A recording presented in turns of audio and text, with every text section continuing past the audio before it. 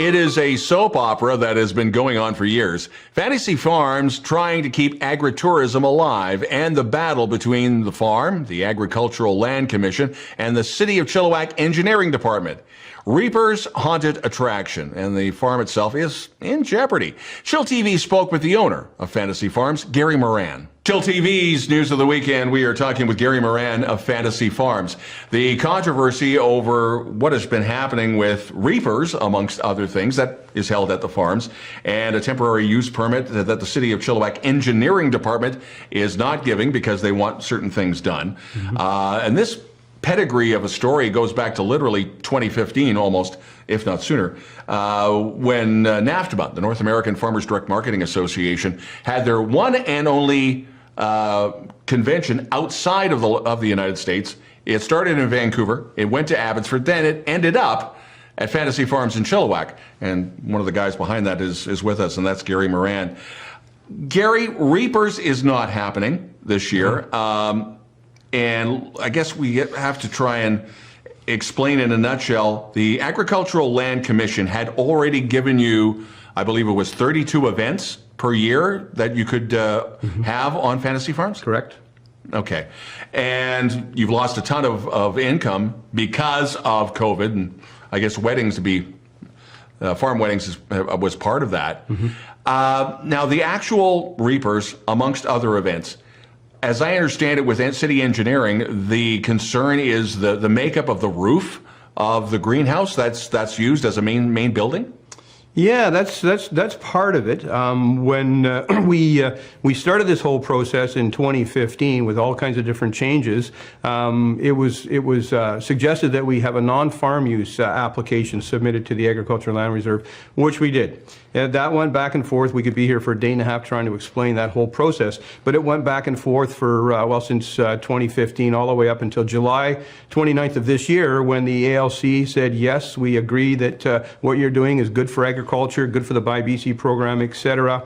You can do your 10 weddings as already stipulated within the Agricultural Land Reserve, but we're also going to give you 22 more events that we're going to call them, non-farm events that you can host. But when you do that, you have to get, obviously follow building codes and that sort of thing.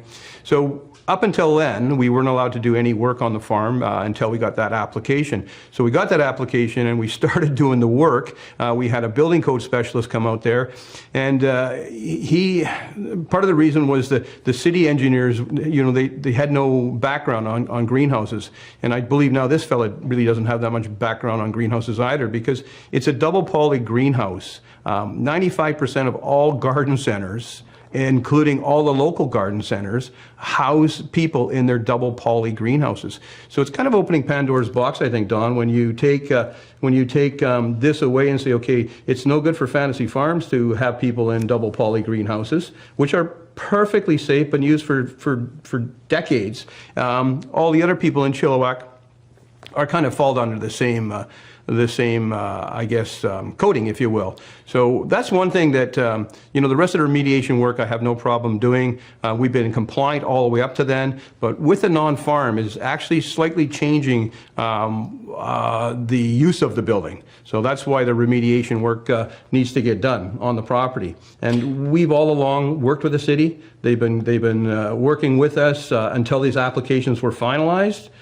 So now that they're finalized, we're kind of going, okay, now why stop now? Why not just keep working until we go through this? Because nowhere has the farm ever been cited for being unsafe in any way, shape, or form. And we've followed protocol, building permits. Everything that we've ever built on the property has been done with building permits.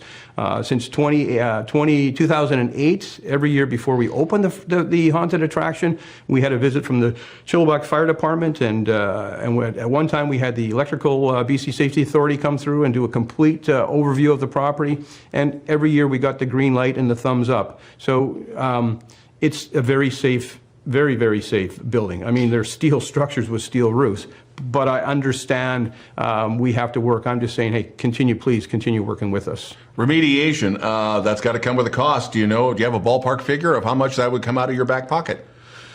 Well, the first one we did, the fellow was out there for an hour, and it cost us over $3,000. And unfortunately, that $3,000 really just gave more ammunition to the planning department to say, oh yeah, okay, no, this work has to be done. And the funny thing is, most of the work evolves around building fire walls in between the buildings that we use on the property, and all the buildings are actually separated by about 3 feet. So yeah, the work really won't make the building structurally safer. They're just worried about, I think, the fire aspect of it. And you know, we have fire exits 4 in the main building, and in 2016, when this all started, the city asked us to put the Running Man lights up, so we did. We put emergency lighting up. We did all of that to make everybody feel a little more comfortable as we went through the process with a non-farm application. So, but again, I really want to go back to the poly greenhouse roofs. I mean, if you're saying no to this, I mean, look around town. Every single satellite garden center, every single greenhouse, and a lot of them host big Christmas events inside the greenhouses. I think one even has an indoor train. So if you're saying no to Fantasy Farms, let's just level the playing field and go from there, I think. Yeah, and since 2008, or even before that, you were talking off the air, you've gone through 4 different mayors, and it sounds like everything seems to be rebooted every time there's a new administration? Definitely. When you referenced NAFTMA, and back in the day when NAFTMA came out there, a longtime old MLA, Corky Evans, was there, and Corky at the time, he was a champion of agri-tourism. And back in the day, there was several people. I mean, I have a 229-page document back, I think, dated back around 2000, when every single level of politics was involved with agri-tourism as a way to help farms stay active and stay farming as they farm their land. So that goes back, like I say, to 2000, but agri-tourism dates back probably from the very first people to the Americas, first Europeans. So unfortunately now, I guess Reapers is not going to happen. Petey's Pumpkin Patch, though, the pumpkins are there. Oh. And social distancing outside is a lot easier. Yep. So you're open. The patch is open. What, October 3rd? October 3rd. Yeah. We just postponed the outdoor maze till the second week, just so we can put a few more things in place to make sure people are safe. And you know, ironically, we probably would have not done Reapers this year with COVID, but that still doesn't, you know, stop us from building. I mean, we've been building right up until, well, probably yesterday when the wind was completely knocked out of the sails. So we're creative people. We're busy. We're going to make this one heck of a good fall season for the people of Chilliwack still. You know, if we're not using the inside of the family fun zone, we actually own some marquee tents, so we're going to bring them outside and move our games outside. And, you know, we're happy. The schools, they love us, so we're actually going to improvise and bring Pumpkin Patch to a few schools right out to their fields. So. Well, this is a story that we're going to be following as we move along. Gary, big thank you, and you're always welcome here. And we'll definitely be talking again soon in the near future. Thank you, Don. Appreciate your time and having me. Anytime. Gary Moran of Fantasy Farms, and you're watching Chill TV's News of the Week.